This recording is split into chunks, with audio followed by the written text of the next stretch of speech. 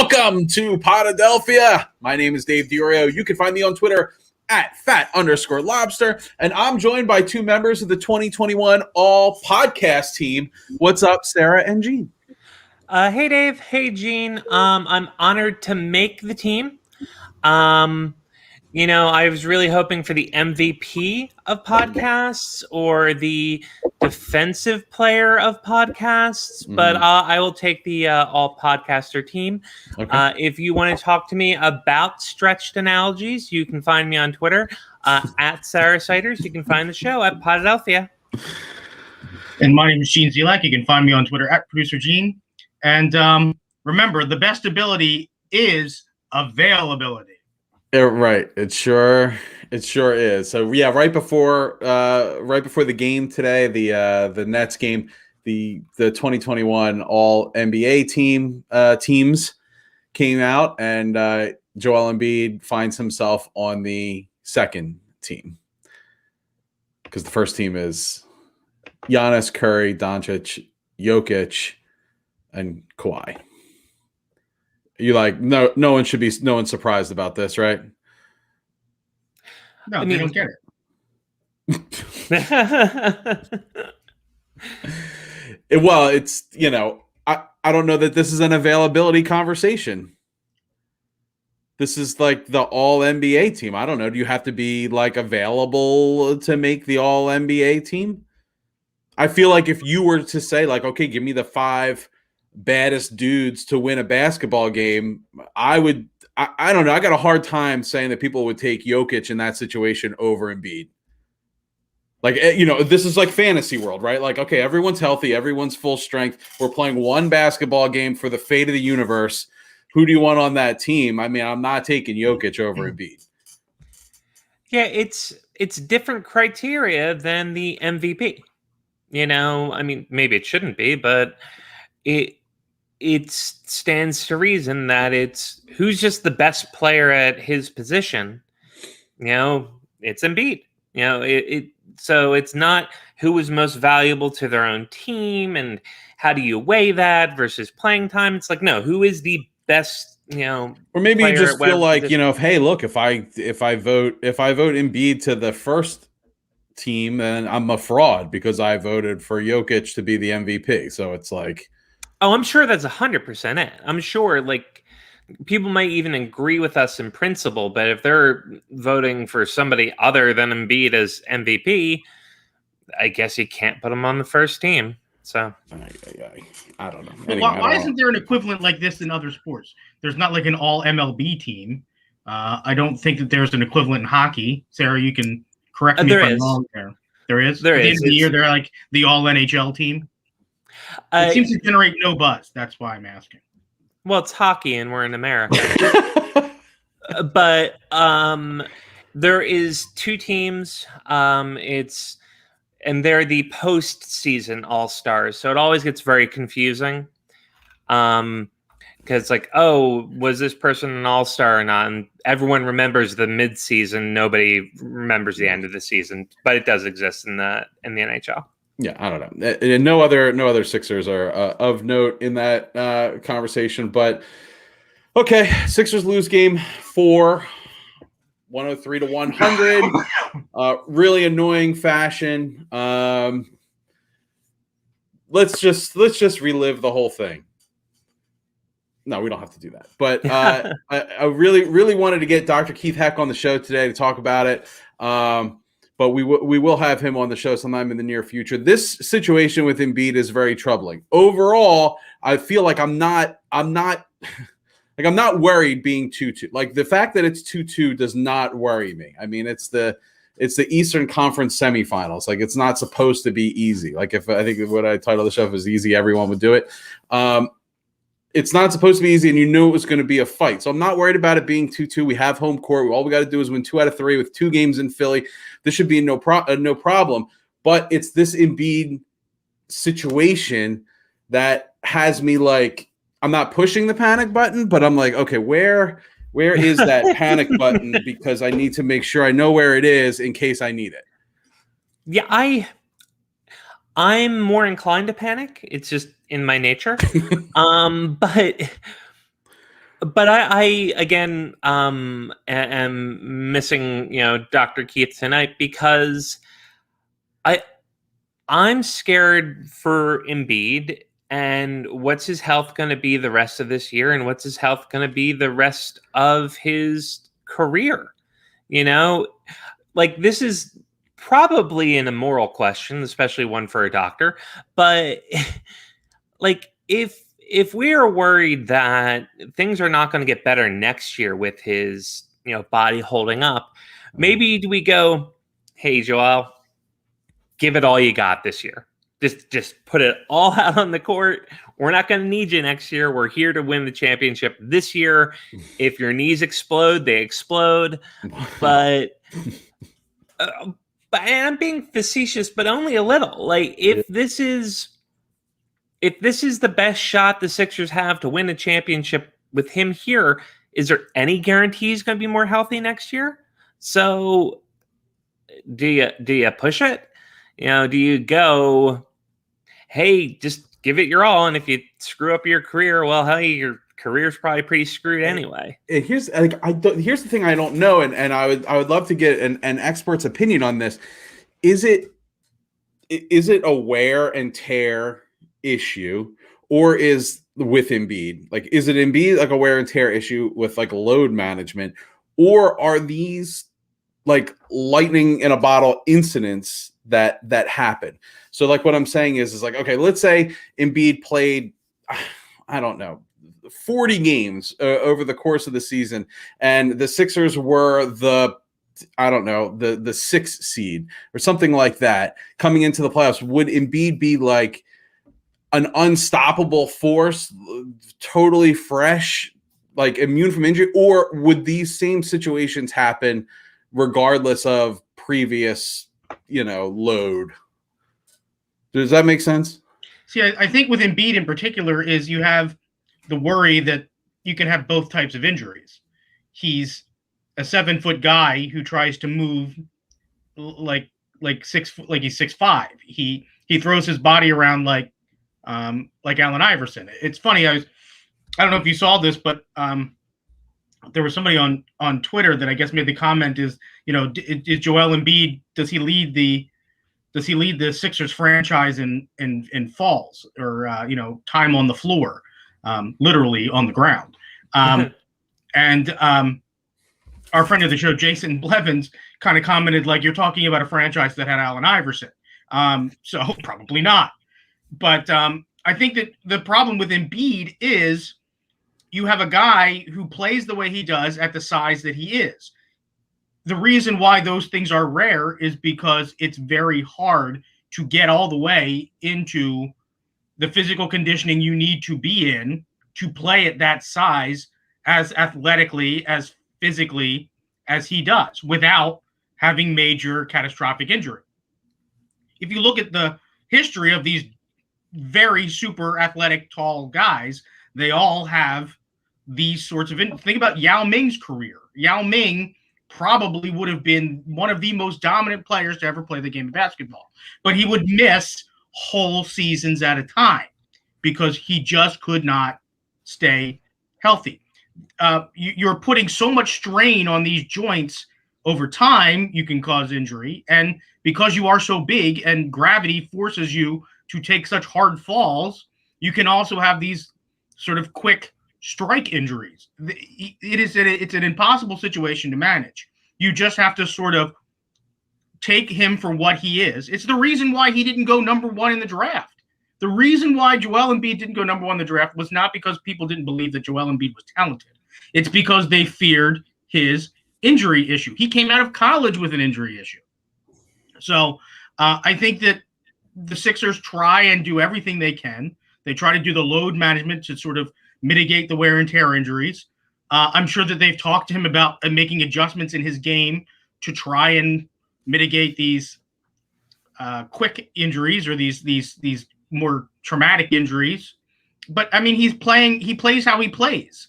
You don't want to completely curb his aggressiveness. You don't want to completely curb the way that he attacks the rim or attacks things on defense. That is why he is the best player on your team.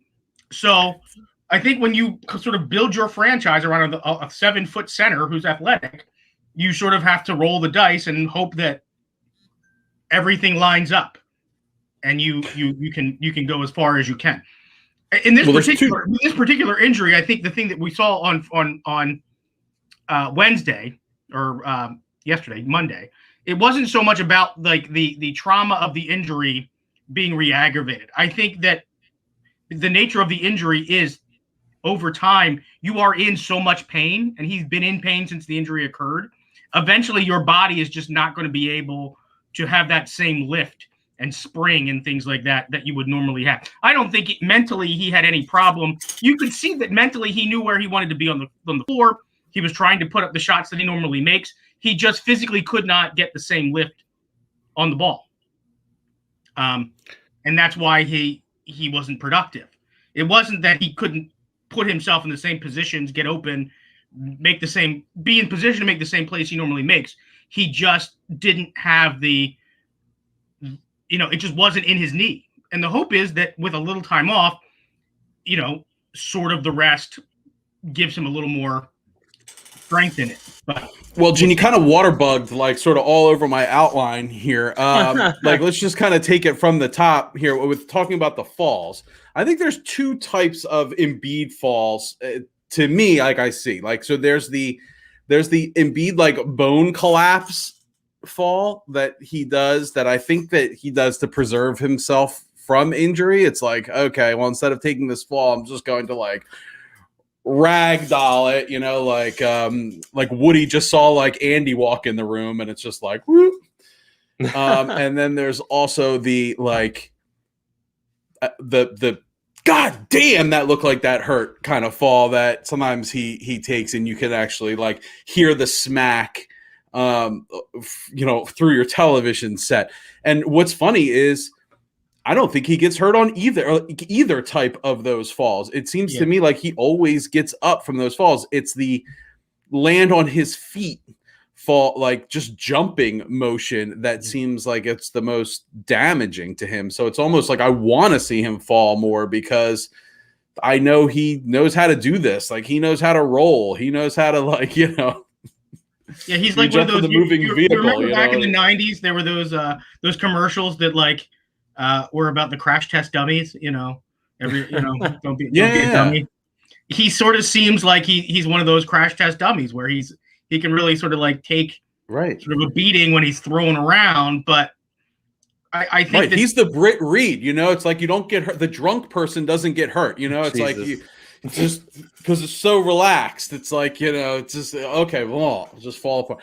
But like it's when he comes down on those joints. That's when there's the issue. But that's like normal basketball stuff that can happen at any time, in any game, on any play, at any moment. Embiid's season could be over.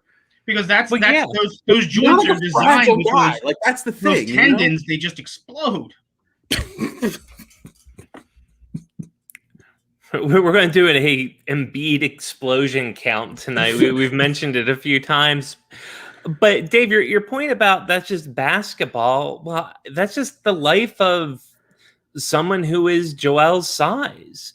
It's he's tall, and that helps you in basketball, but he's huge, and the knee joints work the same as any of ours, and there's wear and tear, and once he starts breaking down, and I believe we even said it, we had our resident medical expert on a previous episode way back when talking about how Embiid is playing on borrowed time, for a all-star superstar career, and that's okay. There's only so much you can do about it. That's why I said the morbid, facetious comment I made to begin with of just keep running him out there is because how much wear and tear is he going to get just living his life? And I'm not talking about like he's going water skiing or playing pickup basketball or doing anything crazy.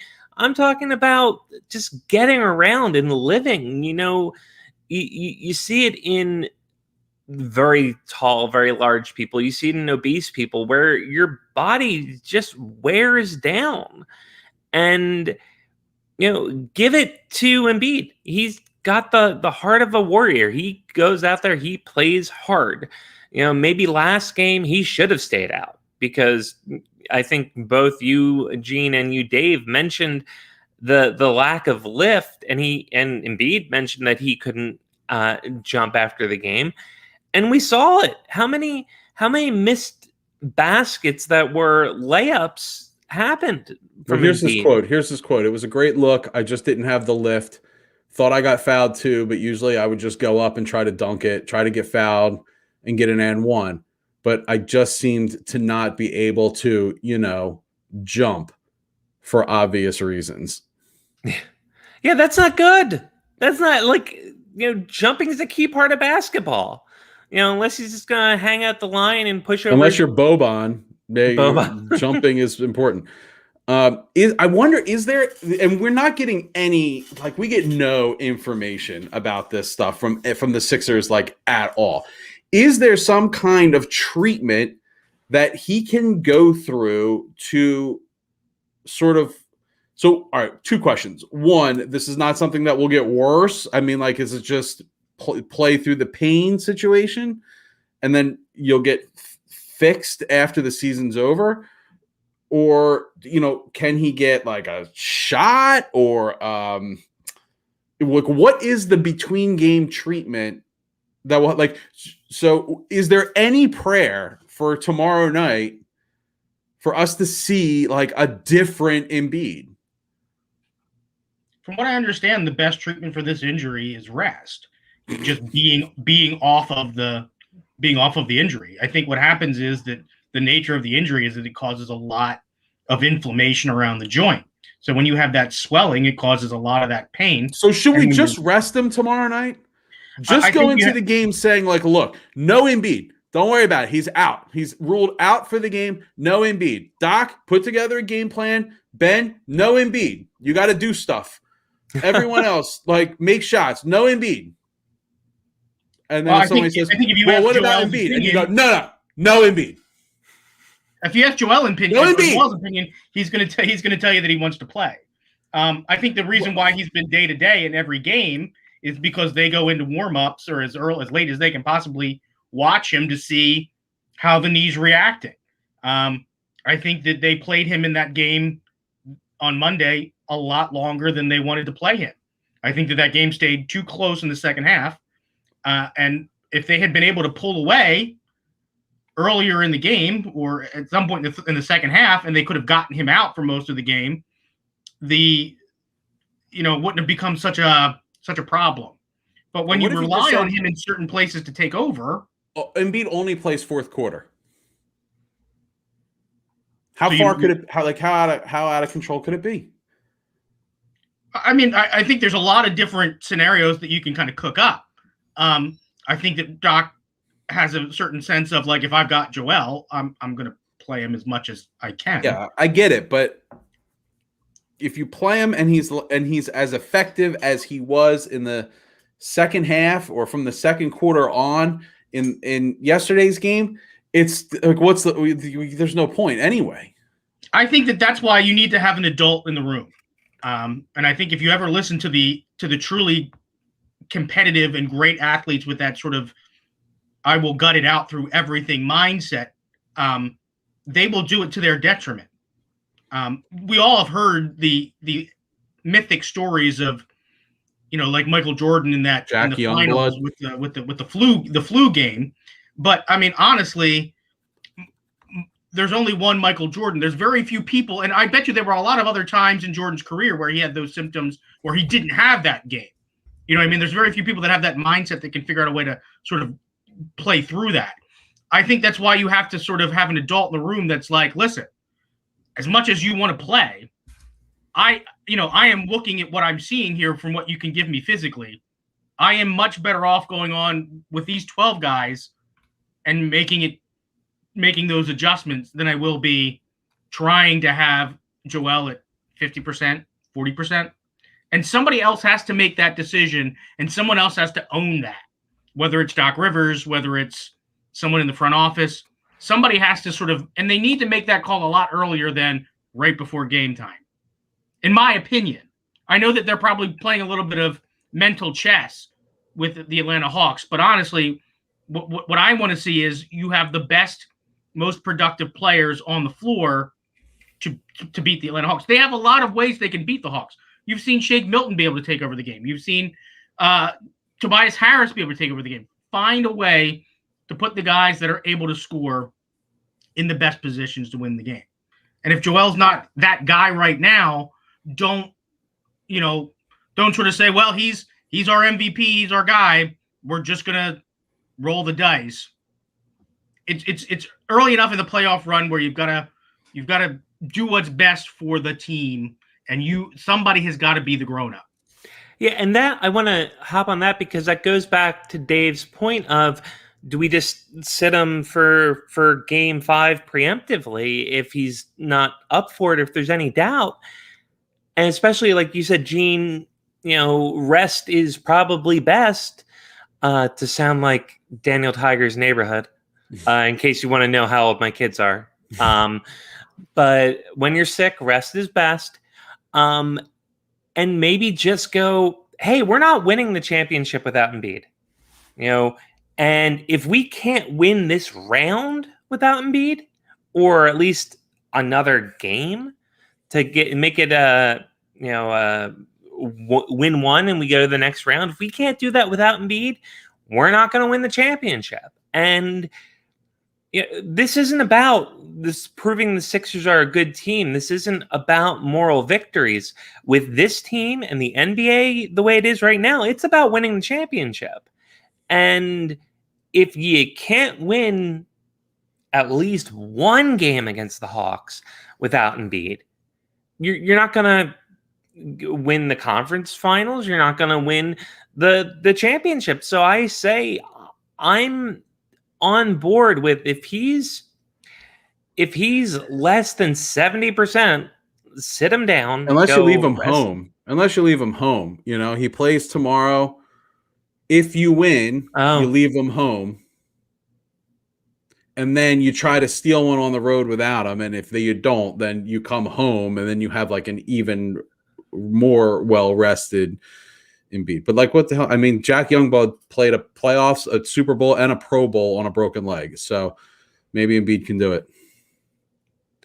I mean, are we allowed to pump Embiid up just through like, all right, here's your Vicodin, here's your scotch. Now, let's have fun out there. So there's some more comments from Embiid that make me kind of go like, what? So he said, I thought from the beginning of the game, even before I went to the locker room, I just felt like I didn't have it tonight. You could see it from the beginning of the game. It was tough. You could just tell. And if I'm not dominating, especially defensively, it's easy to tell. I'm sure they saw it. Yeah, I don't like that.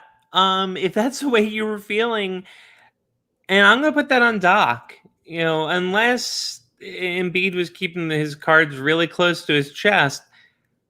But that just makes it kind of sound like, oh, okay, well, I from the beginning of the night, I had an off night.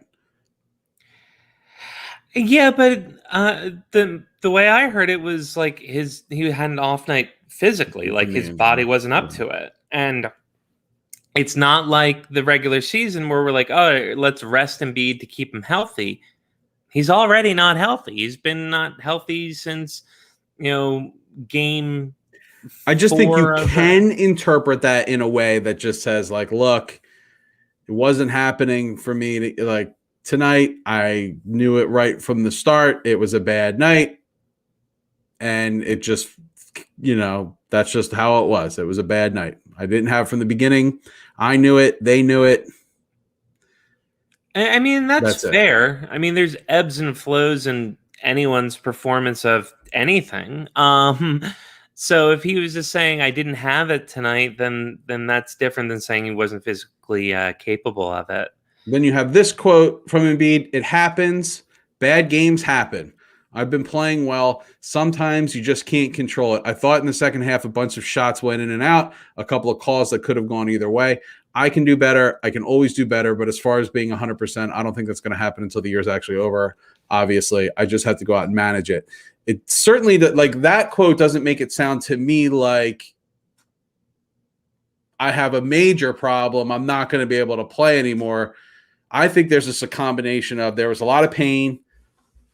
It wasn't like the night wasn't going great, especially that second half. And I'm not going to say he like packed up the tents, but like, Embiid's like a momentum guy, and like, 89 nights out of 100, he's got the momentum, and it just wasn't working for him that night. And I really, really, really am not saying that he quit. That is not what I'm saying. I don't think that Embiid quit on the team. I just think he got down on himself and he gets like discouraged. I mean, we're going to talk about WIP in a second, but I will never, ever, ever doubt his commitment to this team and what he's willing to do for the team and for the city. And, obviously the Raptors series showed me that commitment. And I know he's out there in pain with every step. So I would never say that ever, ever, ever about Embiid. But I do think that it was just not his night. And I think that's why I'm optimistic about this series. I think you're right. And to your point, Joel seems to be a guy that feeds off of energy. And he feeds off energy, whether it's positive energy or negative.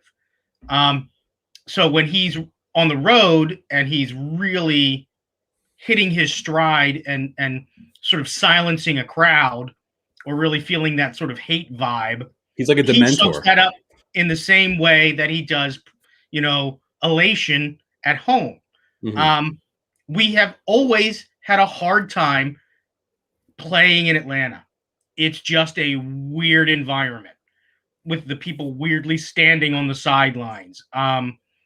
With it, it's sort of an odd combination of like intense fan base versus like they go completely dead silent for large sections of the game. It's a strange place for them to play. You've heard the other players talk about how weird it is to play in the regular season. And it's going back over years, they've had terrible luck playing in that environment. The fact that we stole one game while we down there was huge for us. Well, that's all you heard after game 2 was we did our job. We stole one game. Right. Okay. Well, now we did our job. We stole one game. Now we got to come home and we got to just hold home court and, we're fine. I mean, more so in any other sport, they often say in basketball, you haven't really seen the series start until a team wins on the road. It's interesting that in this series, we've seen both teams win on the road. So I'm looking for the home team to win the rest of this series. I've sort of committed to the fact that this is going to be a 7-game series. That's sort of where my mindset is at. And I just think it's going to be Sixers in 7. I like your game plan here as far as Joel Embiid's concerned. I like playing him tomorrow as much as you can get out of him, resting him, don't travel with him to Atlanta. Literally just leave him on the couch in Philadelphia. Don't even have him as an option. And then have him do something heroic in game 7, honestly. Well, I mean, if I'm a betting man, which I am a betting man, I would say that the Sixers are going to win this in 6. I think we're going to win tomorrow night. I think Embiid's going to have a performance that's going to make you go like, oh, okay, that was an aberration the other night. And then we're going to go to Atlanta and, weather a first quarter storm, and then they'll be packing up the tents by the end of the third quarter. That's just the way I see it. I don't think of Atlanta as like a gutsy team or like a team that's really going to like battle it to the end. They just seem like, I don't know. That's just my opinion. And we have seen stretches of this series where they have been able to completely take any of their dangerous players out for long stretches of the game. Trey Turner was almost invisible in the first half yesterday. When they are shooting the 3 at a high percentage, like any other team in the NBA, they're able to keep pace with the Sixers. This is a very streaky Atlanta team who can go on for long stretches where they cannot hit the ocean. So they've had 2 really good shooting nights. Those are the 2 games they won. Yeah. The only thing I want to say about that is I'm frustrated in that so much of the results of the series seems to be dependent on Atlanta. I would, and I'm probably expressing this poorly, but where it's like, well, Atlanta's not this good, but they're really hitting everything, and they're making the plays they need to, where the Sixers aren't, but it's no big deal. I'm like, it sounds to me like the Atlanta's dictating the terms of this series, where it really should be the Sixers. After that game 1 loss, it's disheartening that it's tied 2-2 after such a great game 2. And there's games down in Atlanta. They were just hard-fought basketball games. Atlanta won both their games by a combined 5 points. We won both our games by a combined 36 points. The series is not as close as it appears. We're clearly the better team, and and that's how it's going to play out over the course of the rest of this 7-game series. And it may go 7. I think it'll go 6. We're the better team. I'm not worried about it. Embiid's going to play, and it's going to be fine. So that's it. End of discussion. I'm not talking about this anymore. You guys carry on. Well, that shut me up now, didn't it? Although I will say, historically, your gut feelings have tended to be correct on the optimistic side. If you're like, we got this, silver lining Dave is not really a guy you see very much. No, if it's like, oh, we got this, I feel comfortable. That's a pretty good indication that the Sixers are the better Most team. notably 2017 Eagles. Oh, yeah, you were on that early. For me and so many other people. It was like, oh, well, we're playing with house money, and we all want to see Nick do well, and it's going to be a shame that we don't have Carson well. But Dave's like, no, we're winning. We're winning. And I think most notably, it was going up against the Vikings, where I was like, I'm a little concerned. I was excited. By that point, I felt like it felt special. It felt like, this really could happen. But I was like, I don't know. This is going to be the toughest challenge we've had so far. And Dave, you at that time was like, nah, we're gonna destroy him. I'm like, all right, I guess so. And then we did. And then it was the 3 of us at Dave's house with his family, and it was just a blast. Second half on, it was just a party. Well, so I'm hoping that you're right again. This team reminds me a lot of that. The way the path is clear. The East is clear. Look at this. Like, Harden is hobbled. Irvin is out. You don't know what that's going to be. I mean, like, obviously the Bucks, if they come out of that series, are going to be a challenge. But the Sixers have always risen to the Bucks challenge in big games. Like, most recently, Christmas. Was it last year? Christmas last year? I don't know when it was, but there was a Christmas game where we just absolutely dismantled the Bucks, and it was supposed to be a big game. And then in the West isn't scary right now. LeBron's out. I think it would have been nice to see a Sixers Nuggets final where Embiid could really say okay, MVP, let's do this. It didn't work out that way, but the Jazz would be a super fun series that I think we would have the edge in. I don't know. I just think it was lined up for them this year. So if Embiid can be Embiid and do what he do, I think it's going to be a fun year. So, all right, I'm back to being optimistic now. I was a little down on myself coming into the show tonight. So I feel better. Thanks. Yeah. Thanks for that. So do we want to get salty and talk about talk radio for a minute? Yeah. Hold on. Because in Joel Embiid, keeping it with Embiid, he set up a watch party last night at I believe it's called the Sunday Breakfast Mission homeless shelter for 100 people to have an outdoor viewing party of the playoff game. And this just adds to like who Embiid is, like what, like how grounded he is for someone who is just so like, I don't know, it plays in like another stratosphere sometimes, and you're just like, I don't understand this guy, but he really is like a grounded sort of salt of the earth type person who understands like where he came from and wants to give back. And like, we don't, I sent this tweet out. Like, I don't know that we deserve this person, in Philadelphia, but whether we deserve him or not, we have him. And I believe that we can absolutely appreciate him for, everything that he does for the team, for the city, for the people of the city. And then for our scumbag talk radio station to put a poll out this morning that says, do you think Joel Embiid is making his knee injury look worse than it is? Yes or no?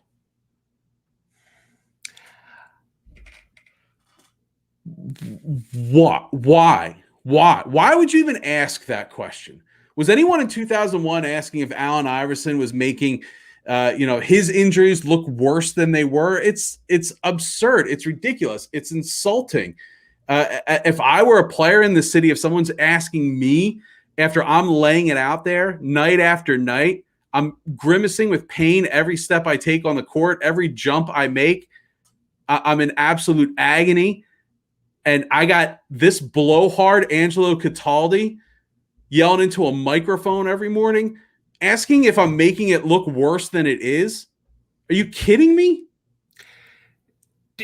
I don't even get it. I don't even get it. What? This isn't him blowing off the All-Star game. This isn't him, hey, Embiid's hurt for Christmas game. Oh, that's convenient. There's no reason to overplay his injury. There's no history of him doing this, as far as I know, or even history of the accusation of him doing it. It's just muckraking. It is. I was going to say irresponsible, but I don't even hold WIP to that standard. I don't hold them to the standard of responsibility. But it's baffling. It's infuriating. This is the guy you should be rallying around. If you want to ask a cheap poll question, go, hey, is Embiid going to be back? Or go pick on Ben again. Go ahead and pick on Ben, or go, should the team be doing more to compensate? Is this Elton Brand's fault for building a team around one guy? I don't know. Have something different to talk about, but why the hell would he overplay a knee injury? Look, I don't have to tell our listeners how vile, disgusting, corrupt WIP is, and the Fanatic. I mean, for that matter, I mean, they're not like that much better. I don't have to tell our listenership this, but if there's anyone out there, who has a parent, a loved one, a friend that they know that may still listen to sports talk radio, reach out to them, help them, show them that there are these things called podcasts. There are websites like The Athletic that have intelligent, thoughtful takes on actual sporting events that can increase your knowledge of sports and increase your enjoyment of sports. And seek out these things. Don't just go to your preset radio stations on your dial to get your sports entertainment. I mean, obviously, the Painted Lines has, a whole cavalcade of shows that will give you thoughtful insights on your local teams. But even outside of that, like, anything is better than supporting this dreck that has dominated this city for decades on end, shouting into a microphone, ruining the reputations of players, turning fan bases against our own players and coaches, to the detriment of the city and their teams. I'm just so tired of it. And it's like part of the reason why, I like doing this show, because, we get to talk and not be ridiculous and have level-headed conversations about things. I don't know. And don't you think Philadelphia deserves better? This is not. I don't want to do rah-rah Philadelphia fans are so great, they're so smart. But one thing we are is passionate. And, find your communities out there. We have a good community here. We have a nice community here. But find your like-minded people, and you'll see that people watch the games. Maybe they don't know all the stats, but they have a sense of what's going on. So we deserve better conversation. We deserve the people who have the platform, who have the podium to elevate the conversation, not the other way around. And if you can't make the conversation interesting, that's on you. If you can't make it compelling to talk about nuance, that's on you. And challenge the fans. That's my greatest aggravation with the Fanatic more than WIP, because the Fanatic had an opportunity to do something different. And we have somebody like Jason Martinez, which I know I mispronounced his last name. I always try to make it Martinez, but it's not. Jason Martinez. Yeah. He is so much more nuanced now that he's not on the Fanatic. Right. And I actually reached out to him once about that and just said, like, I forget how I put it, but he goes, well, I'm not talking to the general fan anymore. I'm going in presupposing there's a certain level of knowledge. But just stop talking to the lowest common denominator and see what happens. Exactly. I always had respect for Jason because, I gave him some hell on Twitter once upon a time because unfortunately I like to do that. But he stood up to it, and we had a back and forth that was respectful, and he said his piece, I said mine, I moved on with my day. But when he left 97.5 and he got fired or laid off or whatever, his level of conversation got elevated. Right. And let's elevate the conversation. Let's not play the lowest common denominator. Like, this isn't a debate on whether sports talk radio in Philadelphia is good or bad, because it is objectively bad. It's like awakening the public to the fact that you have he's not an idiot because he's smart. You have this blowhard from New England making millions of dollars off of the lizard brain of the Philadelphia sports base that is so easy. I don't know. Well, I think maybe the best example of sort of the personality manipulation that's happened to the Philadelphia fan is if you were to take 10 Philadelphia Eagles fans in a room and ask them who the best quarterback in the franchise is, that is not going to get you 10 answers of Donovan McNabb. If you were to do that, I know, week, and every one of them would say Cody Ryan was the greatest coach in Eagles history. I objectively have a Randall Cunningham jersey in my closet. He is my childhood hero. But I'm telling you right now, without a doubt in my mind, Donovan McNabb was the best Eagles quarterback in franchise history, period. End of story. And yes, Nick Foles won a Super Bowl. Donovan McNabb's a better quarterback, period. But that's the problem, is if you took 10 Eagles fans and you put them in Chickies and Pete's in front of all of the crab fries they could possibly eat, you should get 10 answers without hesitation. Number 5 was the best quarterback in Eagles history. And the one old guy might say Sonny Jurgensen. Okay, fine. But everybody else should say Donovan McNabb. But they're not going to. You're going to get, it was Randall, it was Nick Foles. No, it was not Nick Foles. Never Nick Foles. That is never the right answer. Yes, he has a statue. It's got Bud Light under it. Okay? Not a real statue. Number 5, always love you for that, Gene. I also have his jersey. Equal time. All right. Let's talk about baseball for a second. So we got some new rules coming in here, and we got a quote from the great Rob Manfred. After an extensive process of repeated warnings without effect,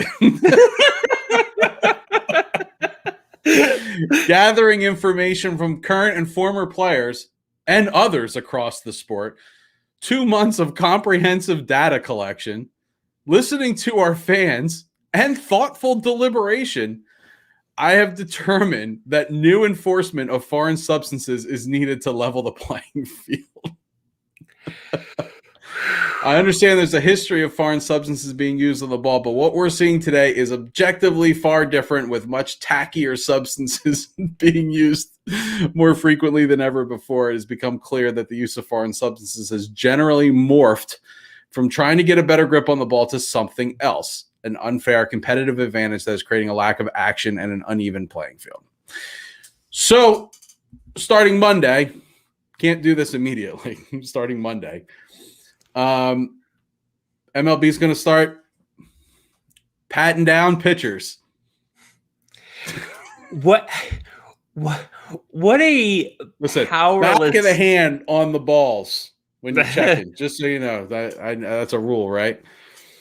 Oh, I didn't know that. I don't know. I mean, I mean, we talked about it before. Like, how difficult can it be? Is it sticky? Like have the umpire like bounce the ball on his hand. If there's like a lot of drag on it, it's probably altered. But that to me sounds like, a teacher talking to a group of students that just does not respect, them. And the teacher's like, all right, I've had enough. We tried this. We tried that. I've asked you nicely to stop vandalizing all the desks. Come Monday, we're going to start suspending people. Seriously, no murder, guys. No murder. We're going to have new rules to enforce the no cheating rule and get all of your cheating out over the weekend. I said in our it's like we're going on a diet on Monday. So damn straight. Eat a cake on Sunday. I want every pitch thrown by a Philadelphia Philly to be like the ball discolored. I want it to look like it was dipped in a vat of spider tack or wherever the hell it's called. It doesn't come out of the hand, Because why the hell not? It's the purge until Monday, so just go nuts. But it's hilarious. I didn't either see the full statement or didn't read it, but that statement is just thing of beauty. All right, so here's the penalty. All right, so MLB announced today that it has provided guidance to all 30 clubs and to umpires to serve as a uniform standard for consistent application of the rules, blah, blah, blah, blah. Okay.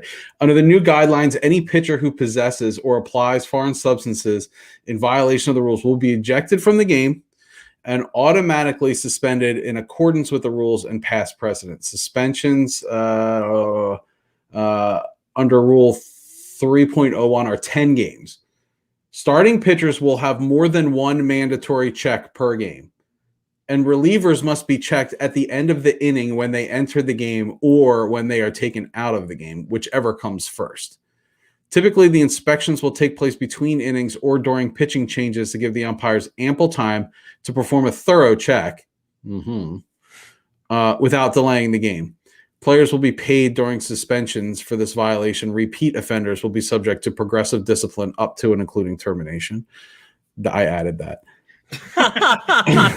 Clubs and club personnel will also be subject to discipline for failure to ensure compliance with these rules. So why does this suddenly strike me as that? What was that horrible MTV show called Room Crashers? You remember that? Where it was Room Raiders, Gene. Room Raiders. Oh, sorry. Yeah.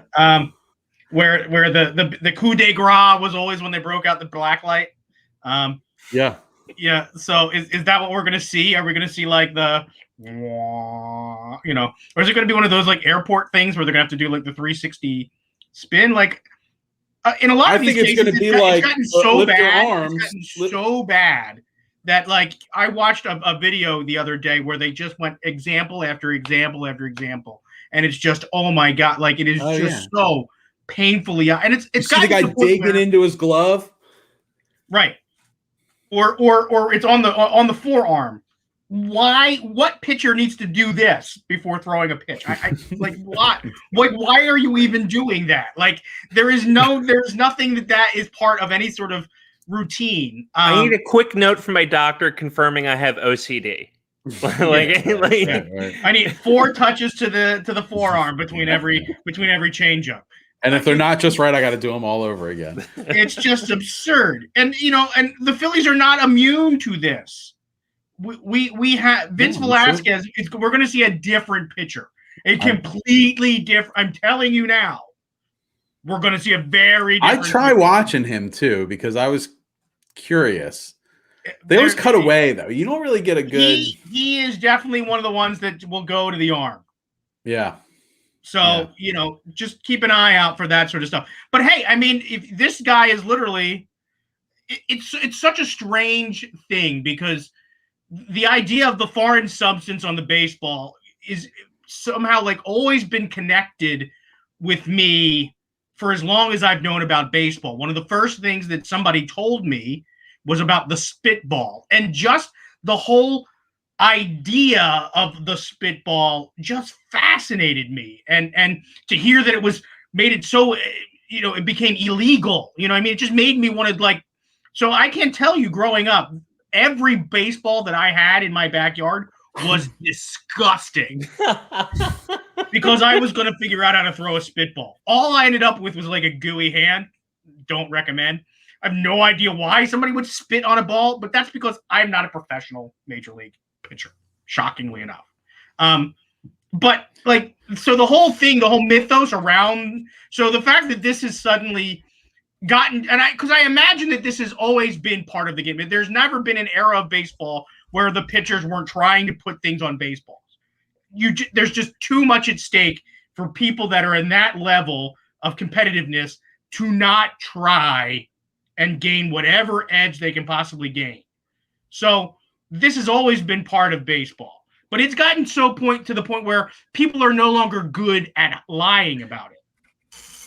It's just different. We need to get back to good lying in baseball. It's just different in the sense where historically it's been about changing the the weight distribution of the ball. Like that's what a spitball is, right? You're like changing either the weight of the ball or adding something that will increase wind resistance on the ball, or like sandpaper was a thing, I think, at a time. Oh, yeah, like sandpaper in the glove, and I guess they would scuff up the ball. Or I think I remember Kurt Schilling. The same way, change the shape so that it would have a different break. Yeah, Kurt Schilling would say like he wouldn't cut his nails, and he would try to cut like the seams of the ball with his nails to try to make them higher to get like a different kind of like wind action on the ball. This is totally different, though. I mean, like this. All of those things seem to a certain degree like, yeah, maybe not in the spirit of the game, but like, okay. But like what they're putting on the balls now, people are getting hurt. I mean, that pitch that hit Bryce Harper in the face, that pitch had something on it. You think? It's been shown a couple of different angles that it looks like he applied something that ball. It was a spider ball. It's a little something, from here. Spider tack. I hate spider tack. Very nice. Very nice. It's a spider and it's tack. Okay. Any other spider tack thoughts, guys? No. Do we have a time for a quick Fashionadelphia? Yes, of course. Okay. I would never deprive us of something like that. So Chris Creamer, famous of Chris Creamer's sports logos, reported or passed on today that the Philadelphia Phillies will be wearing red on the road. The rarely seen red alternate jersey is how he described it. I thought red on red, not the Saturday night special. No. But like like when they sell the jerseys, they sell the cream one, the powder blues, the pinstripes, and then they said the scarlets. Yeah, the scarlet. That's what it is, which I always just thought was a batting practice jersey. But that's going to be incorporated more into the road uniform to phase out the gray or diminish the gray. I think it's going to be red on gray. I think it's going to be the red top with gray bottoms is what I read, but we'll see.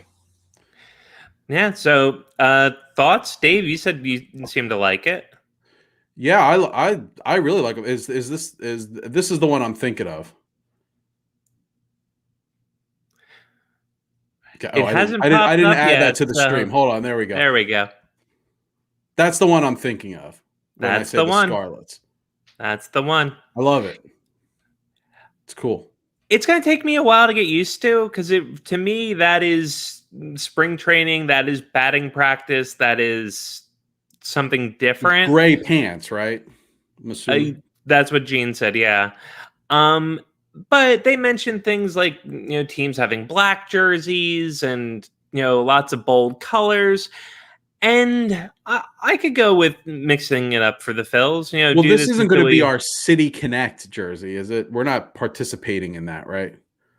Not that I know of this year. There's only 3 more teams doing it this year. The next one is San Francisco. I don't know who the last 2 are, but I mean, we'll get our Phillies City Connect jersey. That'll be all green and tied into the Eagles, a season or 2. So my favorite City Connect jersey is the Arizona Diamondbacks. I love that. Minor league baseball does the baseball with the Spanish, accent. Yeah, that's gorgeous. And I do like that it connects with the community more so than the Cubs, Chi-Town. No, they're not Chi-Town. They're Wrigleyville. It's okay. That's a bit forced. Here, it's like, hey, we are speaking to our Hispanic population, to give you more ownership of the team. Minor league baseball does that, and I'm all in favor of that. That's actually when I get my next Phillies jersey, that was the one I was going to get, was that Scarlet jersey. So nice, head of the happy curve. to see that they're going to be playing that on the field. All right, well, only have a few minutes left, so you know what that means. It's time for the penalty box. I didn't know if you were going interactive there. That was a longer pause. I don't know if you were going to say than anything, normal. so I wanted to give you the space. Right. Well, I'm happy we're talking about it now. Makes it more awkward. Gene, you missed last week, and we missed your stories. So, Gene, who or what on earth happened in your penalty box? So I am going to take this opportunity. It's a week late, but I am not going to put anybody in the penalty box this week. But I'm going to send a congratulations, a box of kudos to the Naaman's Little League 8 and 9-year-old team, the champion Cardinals of the Naaman's Little League 8 and 9-year-old league, headed up by 3 fielding position player, my nephew Jacob, who caught for an inning and played a little bit of second base and played a little bit of right field. He went 0 for 1 in the game with a key walk, which allowed the team to come back from an 8-1 deficit in the 3rd inning to win the game in 6 innings. I just want to highlight one other player. They had a player who was probably their best catcher, and he had been pitching in practice, but had not pitched in a game. And they got in a situation where they needed a pitcher in the 4th inning. They were down 3 runs, and they called this kid's number. He came in. I'm glad at the 8 and 9-year-old level they don't call balks, because that inning would have taken a long time. But he did manage to find a little bit of his rhythm, and after loading the bases, he struck out 3 in a row to keep them off the scoreboard. And I have never seen quite as many fired up 8 and 9-year-olds. And as you can see, I still have a little bit of sun because stupidly I did not use any sort of protection in the stands. So Mike Schmidt would not be happy with you. No, but congratulations to my nephew. He was totally psyched. This is his first year playing in a league where the kids pitch, where they keep score, and it's a hell of a lot more fun for his uncle to watch when they keep score. I will tell you that. So I'm looking forward to fall ball in a big way. All right. So when we don't do a penalty, we typically do the first star of the game. So the first star of the game, the Premier Étoile, Jacob and the Naaman's Cardinals and the 7 and 8-year-olds. 7 and 8-year-olds, Naaman's Cardinals. 8 and 9-year-olds, close enough. And really, honestly, a shout out to the Rockies of the Naaman's Little League. They were a heck of a team. So great game all around. There we go. They'll get the second star. Very good. All right, Dave, who is in your... I forgot for the whistle. All right. Dave, who is in your penalty box this evening? Okay, well, I'm also going to do a star. Oh, no. Yeah, okay. yeah. And I'm going to bring it back. I'm bringing it back to WIP. And their egregious poll that they posted today. This person commented on the poll, and I thought it was a beautiful piece of Twitter art. So I wanted to recognize it here. Again, if you need a reminder, the tweet from WIP Morning Show is, do you think Joel Embiid is making his knee injury look worse than it is? Yes or no? Steve Silver at Steve TSRA said, before I unfollow, I implore folks to find a better source for sports information and discussion. Polls like this are only meant to stoke anger and frustration because that's what generates the biggest response. You're being emotionally manipulated, and it doesn't have to be this way. I thought that was like spot on. Encapsulated everything I felt in my heart into one tweet. So for that, I'm making a Steve Silver a star today. All right, Silver star. Steve Silver star. You're getting the second star of the evening. I'm not gonna try the French. The second star of the evening. It's like Duem or something. I don't know. I've never said before in my life. For calling out WIP, for asking people to do better. Steve Silver, you're getting the second star of the night. Sarah, who is in your penalty box? I don't even know anymore. Now I feel bad because it was, well, whatever. I'm going with in my penalty box. It's not going to be a person. It's not going to be a radio station. It's not going to be a niece or a nephew. It's going to be a season.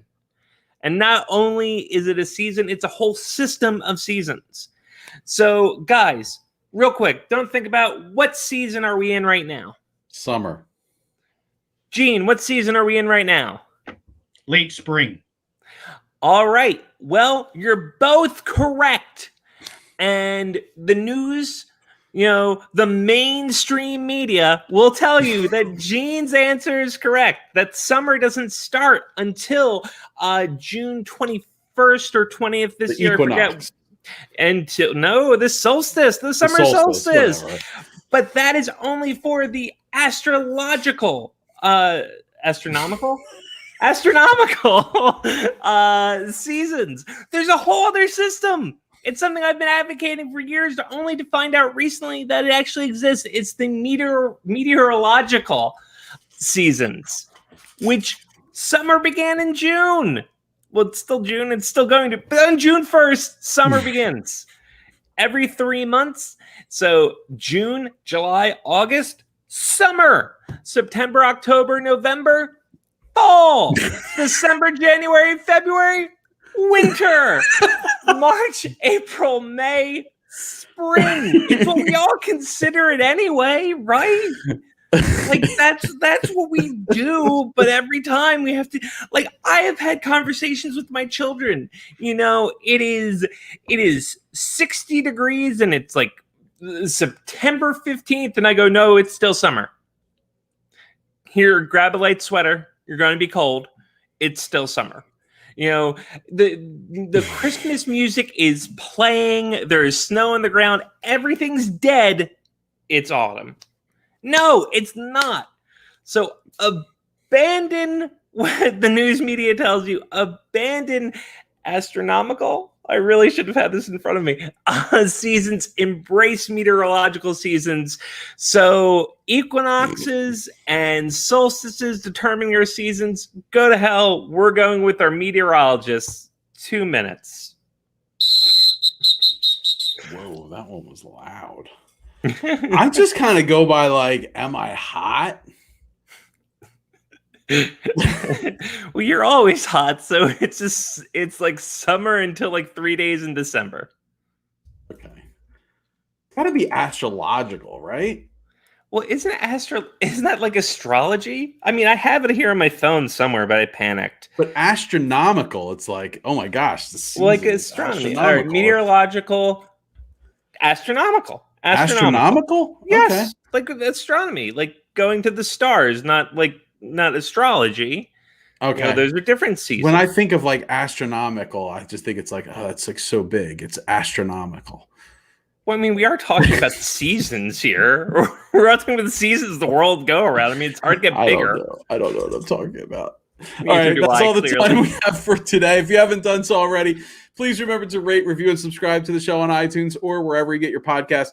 Also, check us out on social media, Facebook, Twitter, and Instagram. Just search Podadelphia. If you have any more time in your podcast listening day, be sure to check out the Whip Around for all the week's weird news. And also check out the Painted Lines Network on YouTube. They have a whole cavalcade of shows, podcasts, and general entertainment for your eye and ear holes to enjoy. We'll be back next Tuesday talking about what else? Eastern Conference Finals being hosted by the Philadelphia 76ers, and Phillies will be coming off of their West Coast swing, so I'm sure we'll have more baseball talk there as well. Until we meet again, have a great day at work, everybody. We are out of here.